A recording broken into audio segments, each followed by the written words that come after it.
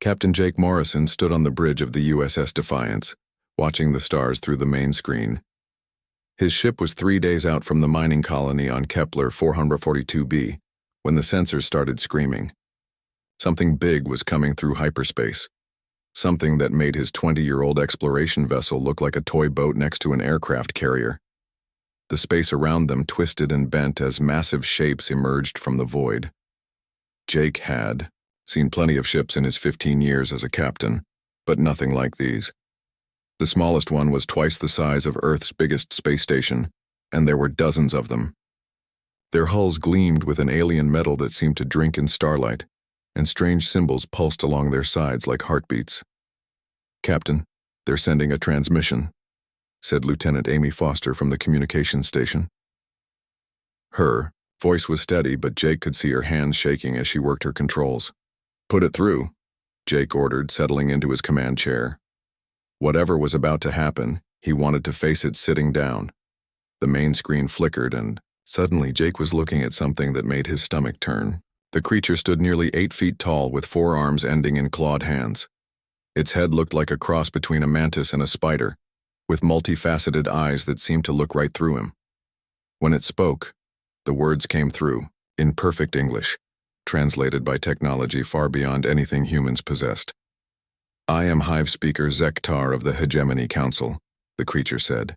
"You are the species known as humans, inhabitants of the 3rd planet of the star you call Sol."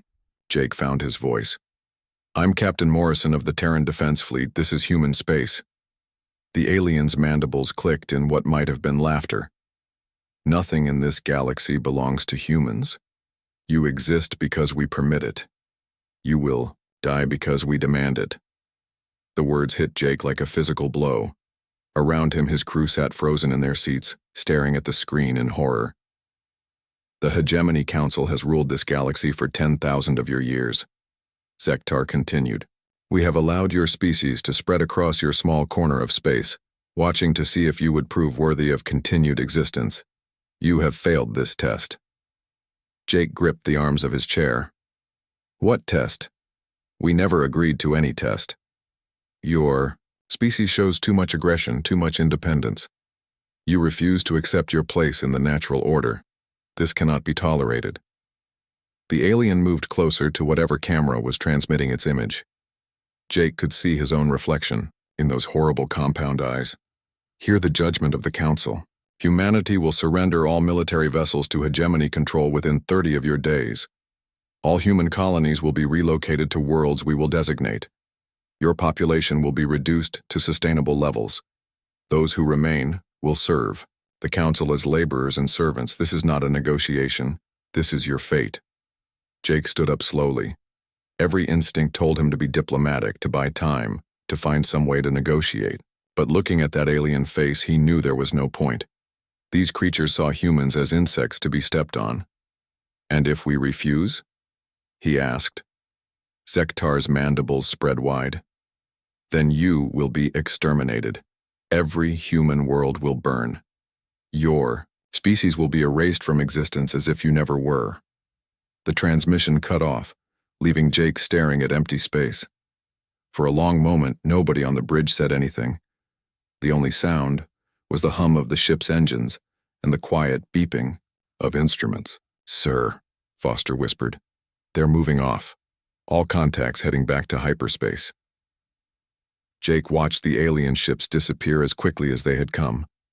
But before they vanished completely, 3 of them broke formation and headed toward the asteroid belt where the mining station Prosperity was located. "Get me a line to Prosperity Station," Jake ordered. "I'm trying, sir, but—" Foster's voice trailed off as her instruments went wild. The space where the mining station had been suddenly blazed with light brighter than a star. When it faded, there was nothing left but expanding gas and debris. Jake closed his eyes. Prosperity Station had housed 300 miners and their families. Now they were all dead, vaporized in seconds by weapons that turned matter itself into energy. It was a demonstration, a warning of what would happen to every human world if they refused to surrender. "Set course for Earth," Jake said quietly. "Maximum speed." The trip back to Earth took 4 days, but news of the alien ultimatum reached home before the Defiance did. By the time Jake's ship arrived at the lunar defense stations, every military base in the solar system was buzzing with activity. Admiral Lisa Carter had called an emergency meeting of the Defense Council, and Jake found himself standing in front of the most powerful people in human space, telling them that their species had 30 days to surrender or die. Admiral Carter was a tough woman who had fought in the colony wars 20 years earlier. She listened to Jake's report without interruption, her steel-gray eyes never leaving his face. When he finished, she was quiet for a long time. "Show me the weapons analysis," she said finally. Jake activated the holographic display in the center of the room. The computer had analyzed every second of the attack on Prosperity Station, breaking down the energy signatures and blast patterns. The beam weapons appear to work by exciting atoms until they lose molecular cohesion, explained Dr. Ben Rogers, the chief scientist at the Mars Research Institute. In simple terms, they turn solid matter into gas. The energy requirements are enormous, but their technology appears to make it effortless. "What about their ships?" Carter asked. "Heavily shielded," Jake reported. "Our sensors could barely penetrate. They're hull plating. They're fast, maneuverable, and each one carries enough firepower to level a city." General Kate Phillips, commander of the Colonial Marines, leaned forward. "How many ships did you count?" 47 in the contact group, but sensors indicated much larger formations in hyperspace. We could be looking at thousands of vessels. The room fell silent again. Everyone knew the math. Humanity had maybe 800 military ships of all classes, from tiny patrol boats to massive dreadnoughts, against thousands of alien warships. With superior technology, the odds were hopeless. "Recommendations?" Carter asked. "Surrender," said General Robert Hayes from the Army. "We can't fight this. Maybe if we cooperate, they'll let some of us live." "Like hell," Phillips snapped. "You want to hand over our children to these monsters? Better than watching them die in a war we can't win." Jake watched the argument building and knew it would solve nothing. These aliens weren't interested in negotiation or mercy. They saw humans as pests to be eliminated, nothing more. But maybe that could be turned into an advantage. Maybe the fact that they underestimated humanity could be used against them. "Admiral," Carter stood up, ending the debate. 30 days, she said. "That gives us time to prepare." "Prepare for what?" Hayes asked. "Mass evacuation? Surrender ceremonies?" Carter's smile was cold as winter space. "War." The message went out across all human worlds within hours of Admiral Carter's decision. Every news channel, every military frequency, every civilian communication network carried the same announcement. Humanity would not kneel. The galaxy's demand for submission would be answered with defiance no matter the cost. Dr. Ben Rogers hadn't slept in 3 days. His laboratory on Mars had become the center of humanity's desperate attempt to find some weakness in alien technology. The fragments, recovered from Prosperity Station, weren't much to work with, but they were all he had. Under powerful microscopes, the pieces of alien metal revealed structures unlike anything in human science. "The molecular arrangement is impossible," Rogers muttered to his assistant, Dr. Helen Price. "This alloy shouldn't exist. The atomic bonds are held together by some kind of energy field we don't understand." Price looked up from her computer screen. "But it can be destroyed. We saw that much when their weapons hit the mining station." "Yes, but by their own technology. Our weapons might as well be throwing rocks at a tank." Rogers rubbed his tired eyes and reached for another cup of coffee. "Wait, maybe that's not such a bad idea. Throwing rocks? Not rocks, but kinetic energy instead of directed energy. Look at this." Rogers called up the sensor data from the Defiance's encounter. "Their shields deflect energy weapons perfectly, but what if we hit them with something solid, something moving fast, enough to punch through their defenses?"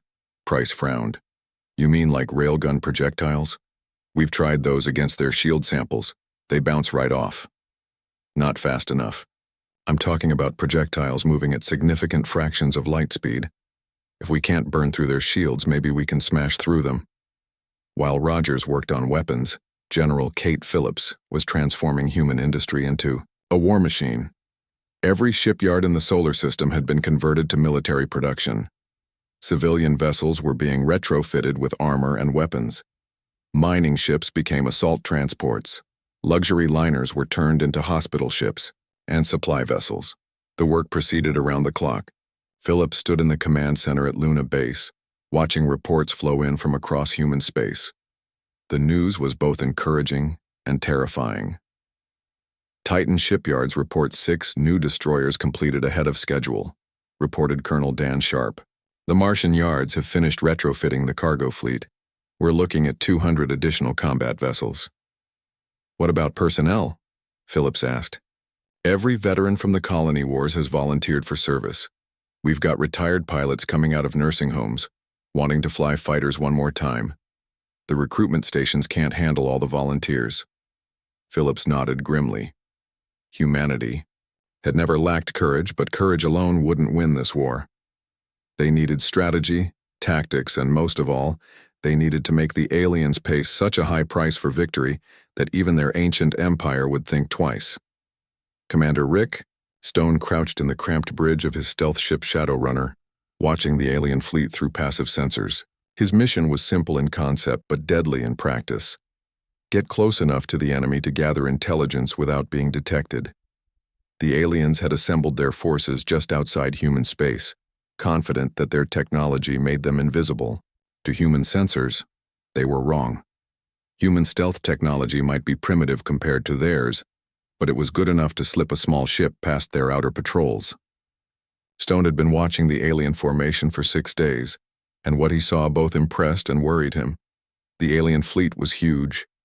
More than 3,000 ships arranged in perfect geometric formations that stretched across millions of kilometers of space. The smallest vessels were larger than human battleships, and the flagships were floating cities armed with weapons that could crack planets. But Stone had also noticed something else. The formations never changed. The same ships held the same positions day after day. Their patrol patterns were rigid and predictable. These aliens might have superior technology, but they fought like machines, not thinking beings. Getting some interesting readings on their communication patterns, reported Sergeant Lisa Murphy, Stone's sensor operator. They're using a tight beam, quantum entanglement network. Very secure, very efficient. Any chance of tapping into it? Not with our equipment, but I'm noticing something odd. The network has redundancies built in, multiple backup systems. It's like they're afraid of losing communication with their fleet. Stone filed that information away. Every piece of data about the enemy might prove useful when the shooting started. And from what he could see of their massive fleet, the shooting would start very soon. Back on Earth, Admiral Carter stood before the largest gathering of military officers in human history. Representatives from every fleet, every colony, every military installation had assembled in Geneva for what might be their final strategy session. We cannot match their technology, Carter began without preamble. We cannot equal their numbers. In a straight fight, they will destroy us completely. The room was silent except for the quiet hum of air recyclers. But we are not going to fight them straight. Humanity has one advantage these ancient empires have forgotten about. We know how to fight dirty. Carter activated the holographic display, showing the alien fleet positions that Stone's reconnaissance had provided. They arrange themselves in perfect formations because they expect perfect obedience. They communicate through quantum networks because they assume no one can disrupt them. They rely on their superior technology because they've never faced an enemy desperate enough to find ways around it. General Phillips stepped forward. Our strategy is simple. We make them pay for every meter of space. We hit them where they don't expect it, with weapons they don't understand, using tactics they've never encountered. We show them that humans don't fight wars to look good. We fight wars to win. The plan that emerged over the next 18 hours was audacious in its scope and terrifying in its risks. Human forces would be divided into 3 main groups. The main battle fleet under Admiral Carter would meet the aliens head-on, drawing their attention and forcing them into a conventional engagement. Meanwhile, smaller strike forces would attack, their supply lines and communication networks. Finally, special operations teams would attempt to sabotage key installations using captured alien technology. It was a plan born of desperation, but it played to humanity's strengths. Humans had always been good at improvising, at finding unexpected solutions to impossible problems. Now they would discover if those talents were enough to save their species. Dr. Rogers made his breakthrough on the 27th day. Working, with barely 3 hours of sleep in the past week, he stumbled upon the answer almost by accident.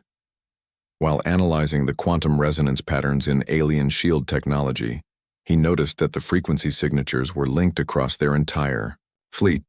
"It's a network," he explained to Admiral Carter over a secure video link. "Their shields, weapons, everything is connected through quantum entanglement. If we can disrupt the network at the source, we can leave their entire fleet defensively, helpless. How do we do that? We need to get a quantum disruptor device close to their command ship. Very close. Within a few hundred kilometers." Carter understood immediately. A suicide mission. Probably. The disruption field will likely destroy any ship that deploys it. But if it works, their entire fleet will be vulnerable for several minutes. Long enough for our conventional weapons to do real damage. As the 30th day dawned, humanity made its final preparations. Across human space, families said goodbye to sons and daughters who might never return. Priests and ministers held services for soldiers about to face impossible odds. Children who were too young to fight watched their parents prepare for war. Admiral Carter stood on the bridge of her flagship, the USS Liberty, watching her fleet assemble.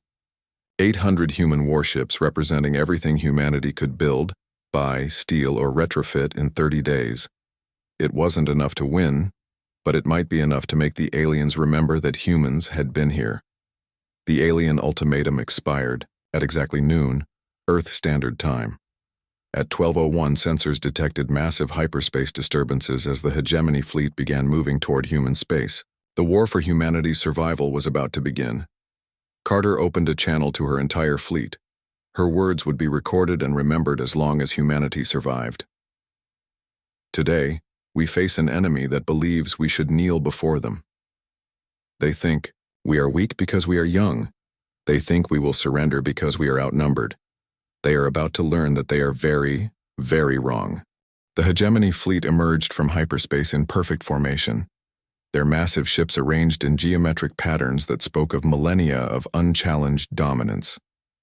Hive Speaker Zektar stood in the command chamber of his flagship, expecting to receive humanity's surrender broadcast. Instead, his sensors detected 800 human warships formed into battle lines, with Admiral Carter's flagship broadcasting a simple message on all frequencies. "Come and take it."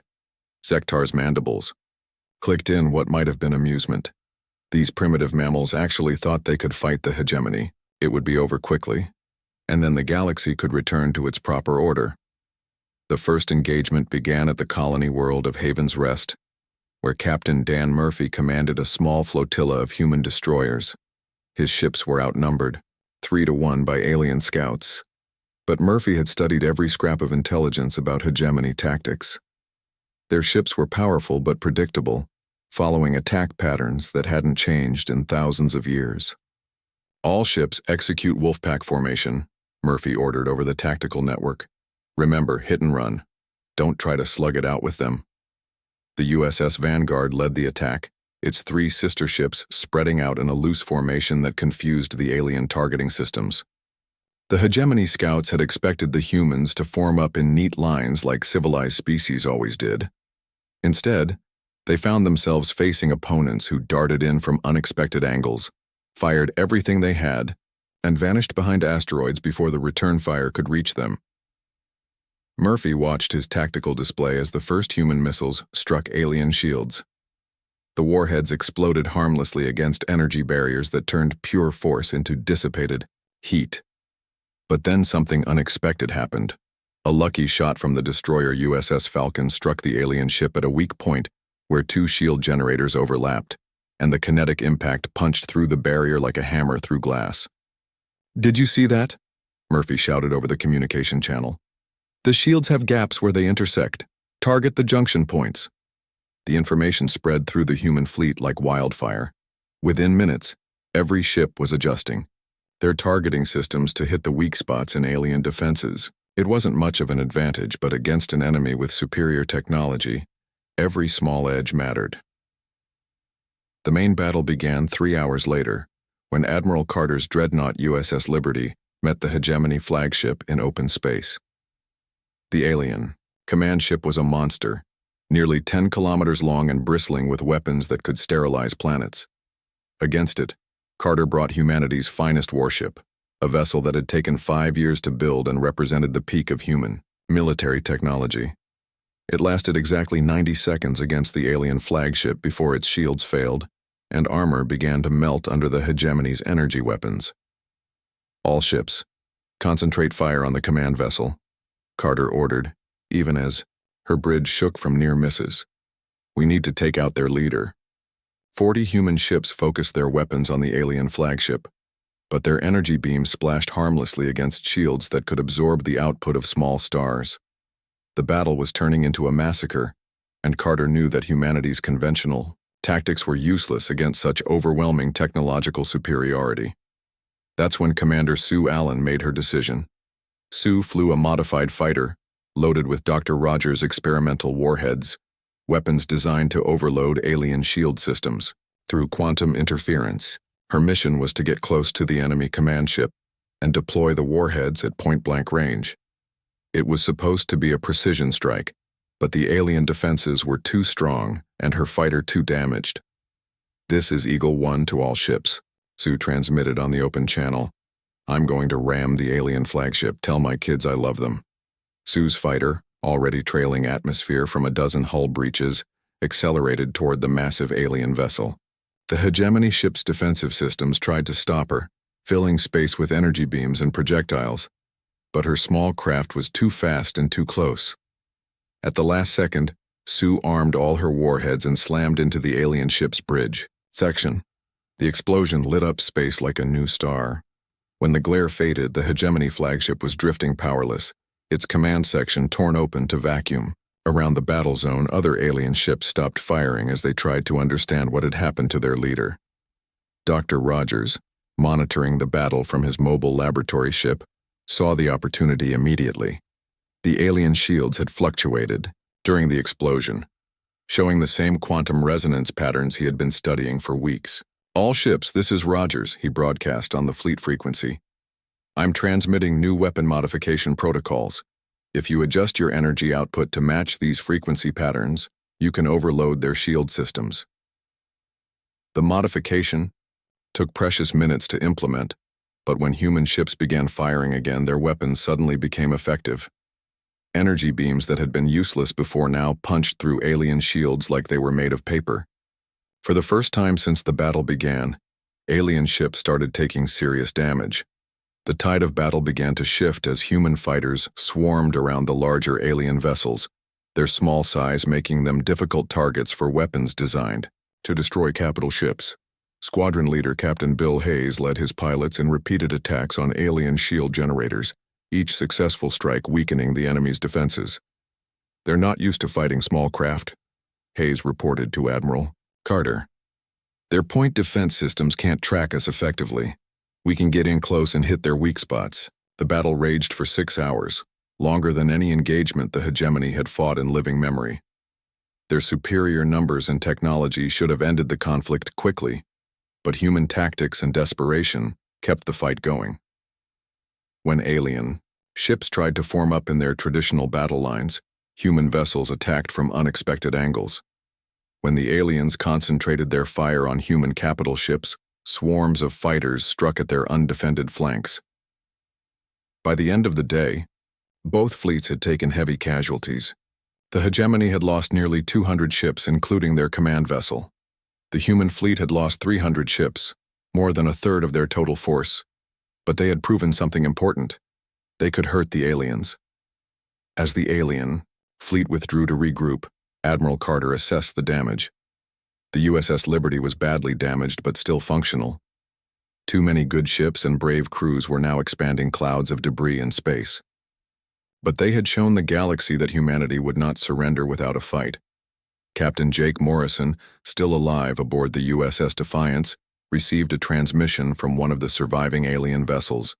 It wasn't Hive Speaker Zektar, who had died when his flagship was destroyed, but another hegemony commander whose name translated roughly as Death Singer Vecnal. "You fight well for primitives," the alien admitted, "but this changes nothing. We have 10,000 ships where you destroyed 200. This was merely the first wave." "Then send the second wave," Jake replied. "We'll be waiting." The alien commander's laugh sounded like breaking glass. "You will all be dead within the week. Your resistance only delays the inevitable." The transmission ended, leaving Jake staring at empty space. The alien was probably right about the numbers. Humanity had given everything they had to win one battle, and the enemy still had massive fleets waiting in reserve. But something had changed during the fight. The hegemony no longer saw humans as helpless prey to be slaughtered without effort. Now they knew that every human world would cost them ships and lives. Dr. Rogers worked frantically in his laboratory, analyzing every piece of data from the battle. The quantum resonance effect that had allowed human weapons to penetrate alien shields was their best hope of surviving the next encounter, but he needed to understand it better.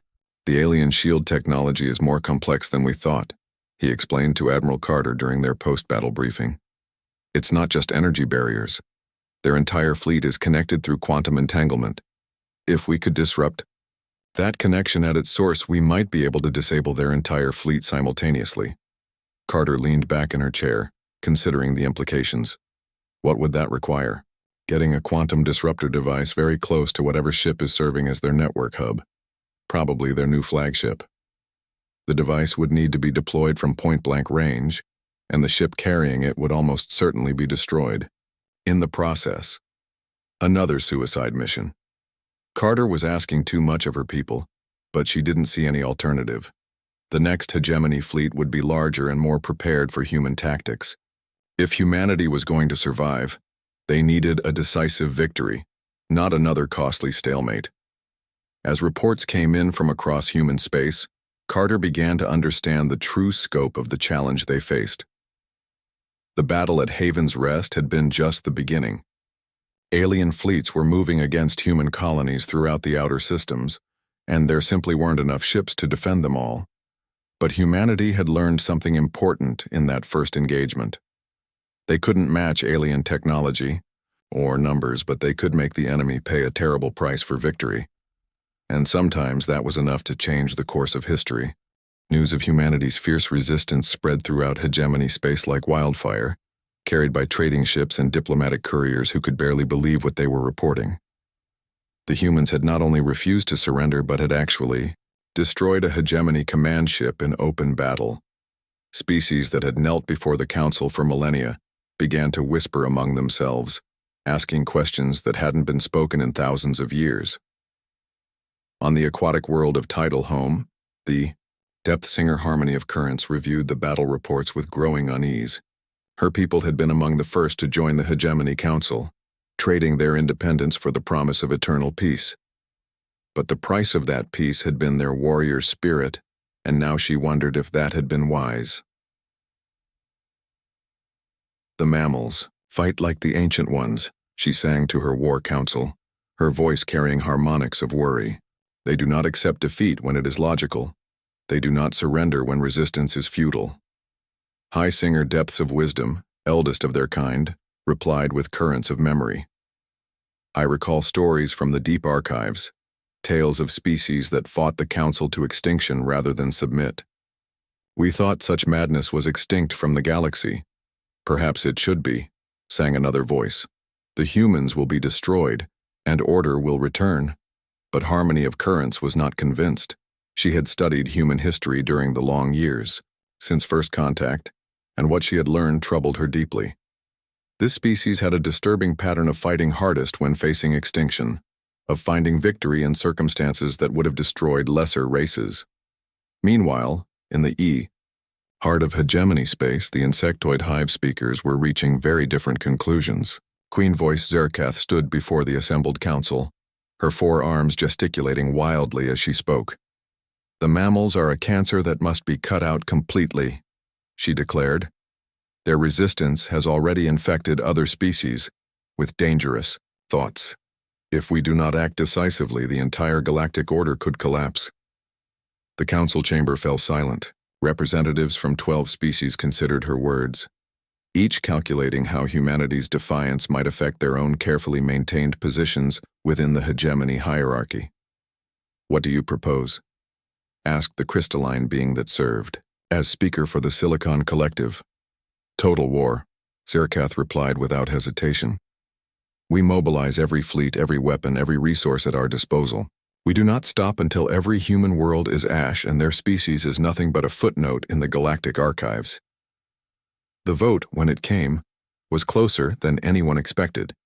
7 species voted for total war, but 3 abstained and 2 actually voted against the proposal. It was still enough to authorize the largest military mobilization in hegemony history, but the fact that any council members had hesitated sent shockwaves through the ancient political structure.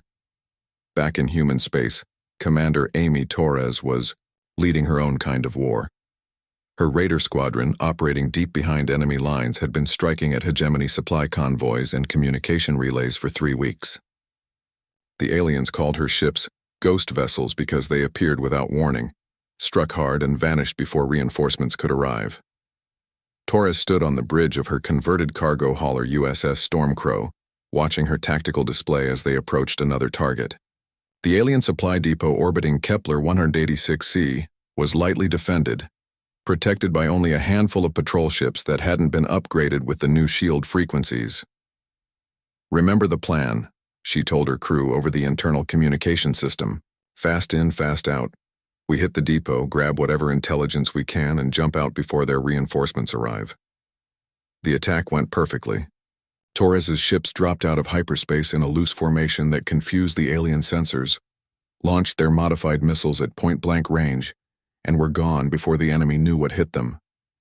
The supply depot was destroyed, taking with it several months' worth of provisions for the hegemony fleet.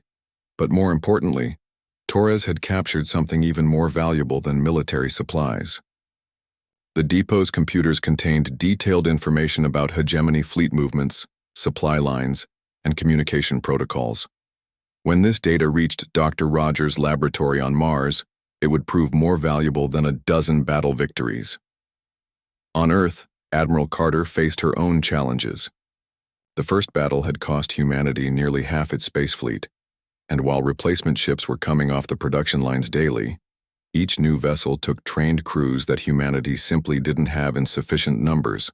"We've got 300 new ships ready for deployment," reported General Phillips during their daily strategy meeting. "But we can only crew 200 of them properly. The rest will have to operate with skeleton crews or civilian volunteers." "What about the colonies?" Carter asked. "Mixed results. The outer settlements are holding for now, but the aliens are learning from their mistakes. Their new attack patterns are specifically designed to counter our fighter tactics." Carter nodded grimly. Human resistance had hurt the hegemony badly, but it had also taught them valuable lessons about fighting this particular enemy. The next round of battles would be much harder than the first. The breakthrough came from an unexpected source.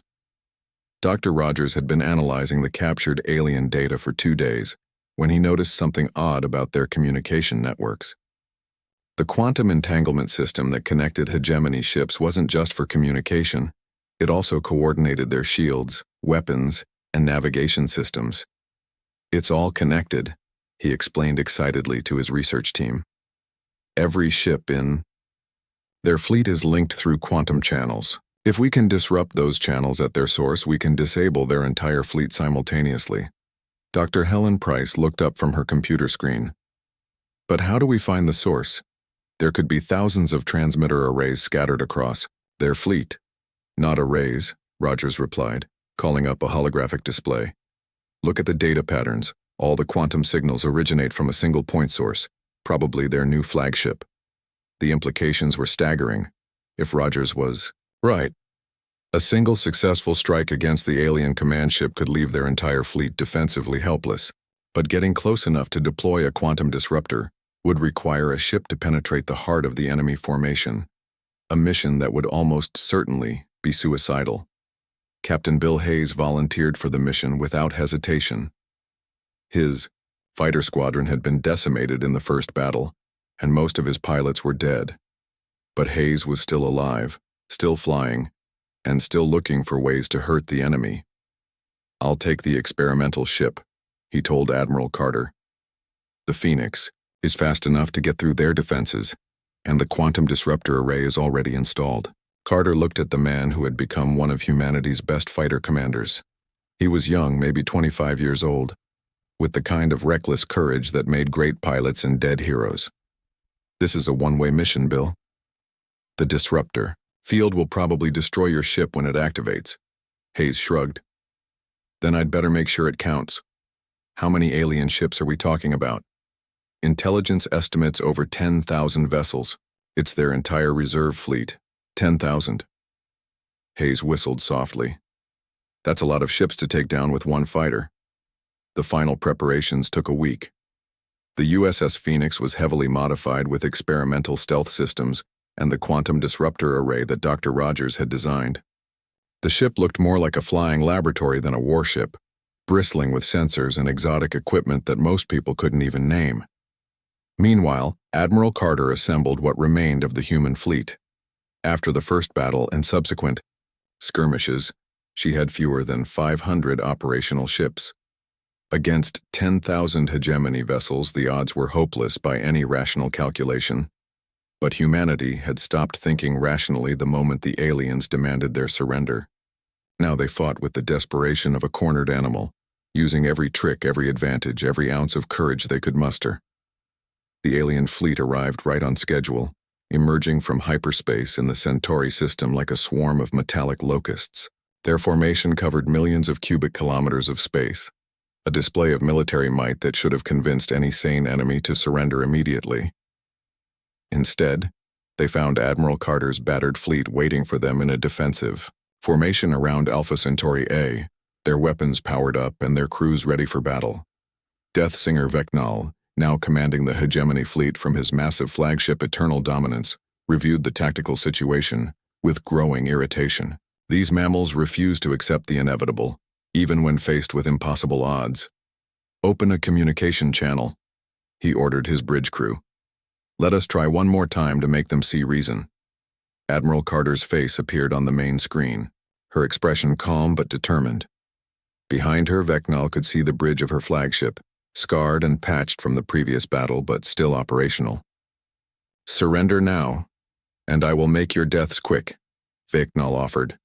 "Continue this futile resistance and I will make your species suffer for 1,000 years before extinction finally takes you." Carter's reply was exactly what he expected. Go to hell. The battle for humanity's survival was about to begin. The final battle began with the largest space engagement in galactic history. 10,000 hegemony ships faced fewer than 500 human vessels in the space around Centauri, and for a moment, both fleets hung motionless in the void like two great beasts sizing each other up before the killing began. Admiral Carter stood on the bridge of the USS Liberty, her flagship scarred, but still fighting after the previous battles. Around her, the crew worked with quiet efficiency, checking weapons systems and shield generators one last time. They all knew this was humanity's last stand. If they lost here, there would be no retreat, no second chances, no miracle rescues. "All ships report ready," announced Captain Steve Mitchell from the communication station. "The fleet is awaiting your orders." Carter opened a channel to her entire force. Her words would be the last many of these brave people would ever hear from their commanding officer. "Today we fight not just for ourselves, but for every human child who deserves to grow up free. The galaxy demanded our submission, but we answer with fire. Make them pay for every meter of space. Make them remember that humanity was here." The battle opened with a massive exchange of missile fire as both fleets launched everything they had. Thousands of human rockets streaked across the void toward alien ships, while energy beams and exotic projectiles answered from the hegemony fleet. Space became a deadly maze of explosions and radiation as the two forces closed with each other. Captain Bill Hayes sat in the cockpit of the USS Phoenix, watching the battle unfold on his tactical display. His ship was hidden behind a small asteroid, its experimental stealth systems keeping him invisible to alien sensors. The quantum disruptor array hummed quietly behind him, ready to deploy when he got close enough to the enemy flagship. The problem was getting there alive. The space between his position and the alien command ship was filled with 10,000 hostile vessels, all of them shooting at anything that moved. Even with stealth technology, his chances of reaching the target were almost zero. "This is Phoenix to Liberty," Hayes transmitted on a coded frequency. "Beginning attack run." Carter's voice crackled back through the static of battle. "Understood, Phoenix. Good luck." Hayes fired his engines and began the most dangerous flight of his life. The Phoenix accelerated toward the alien fleet, weaving between explosions and energy beams as the battle raged around him. His stealth systems worked perfectly for the first few minutes, but then an alien patrol ship detected his exhaust signature and opened fire. The first energy beam missed by meters, but it had given away his position. Suddenly, dozens of alien ships were shooting at the small human vessel as it raced toward their flagship. Hayes threw the Phoenix into a series of evasive maneuvers that would have killed a normal pilot, using every trick he had learned in 15 years of combat flying. Meanwhile, the main battle had become a grinding slugfest as human and alien capital ships pounded each other at close range. The USS Constitution, one of humanity's newest dreadnoughts, traded fire with 3 hegemony battleships simultaneously. Her shields held for almost 10 minutes before they finally collapsed, and alien energy beams began tearing through her armor. Captain Nancy Clark stood on the Constitution's bridge as her ship died around her. Hull breaches vented atmosphere into space while fires raged through the lower decks. Her weapons were still firing, still inflicting damage on the enemy, but she knew her ship had only minutes left. "All hands, abandon ship," she ordered over the ship's communication system. "It's been an honor serving with you." But even as human ships died, they were taking alien vessels with them. The hegemony had superior technology, but they weren't prepared for the suicidal determination of crews who knew they were fighting for their species' survival. Human ships rammed alien vessels when their weapons failed. Fighter pilots flew their craft directly into enemy engines when their missiles were exhausted. It was a kind of warfare the ancient hegemony had never encountered. Commander Amy Torres led her raiders in a series of attacks on the alien fleet's rear formations. Her ships, loaded with captured alien weapons and modified human missiles, struck at supply vessels and communication arrays while the main fleets were engaged. Each successful attack disrupted the hegemony's carefully coordinated battle plan a little more. "Go Squadron, execute attack pattern 7, Torres ordered as her ships dove toward a cluster of alien support vessels. "Hit the communication ships first, then the supply transports." The attack went perfectly. Torres's raiders destroyed 3 alien communication nodes and 2 supply ships before vanishing back into the asteroid field. But more importantly, they had severed several quantum communication links, leaving entire sections of the hegemony fleet operating blind. Dr. Rogers, monitoring the battle from his mobile laboratory, watched as his quantum analysis equipment detected fluctuations in the alien shield network. The communications disruptions were having an effect, creating gaps and weaknesses in their defensive systems. "Carter, this is Rogers," he transmitted to the flagship. "The alien quantum network is destabilizing. If Hayes can deploy the disruptor now, we might be able to cascade the effect through their entire fleet." Admiral Carter looked at her tactical display. The Phoenix was still alive, still flying toward the alien flagship, but barely. Hayes's ship was trailing atmosphere and debris, its hull pierced in a dozen places. He was less than 1,000 kilometers from the target, almost close enough to deploy the quantum disruptor. Captain Hayes felt his ship shudder as another alien energy beam punched through his weakened shields. The Phoenix was falling apart around him, systems failing one by one, but the quantum disruptor array was still operational. He could see the massive alien flagship ahead of him, its weapons batteries trying to track his small, fast-moving vessel. "Phoenix to all ships," Hayes transmitted on the open channel. "Tell everyone back home that we made the aliens pay. Tell them we never surrendered." Hayes armed the quantum disruptor and pointed his dying ship directly at the alien flagship. The Eternal Dominance tried to destroy him with concentrated fire from its main weapons, But the Phoenix was too close and moving too fast. At the last second, Hayes activated the disruptor array and flew his ship directly into the alien command vessel's bridge section. The explosion that followed lit up the entire battle zone like a small sun. But more than the physical destruction, the quantum disruptor sent a pulse of exotic energy through the alien fleet's communication network.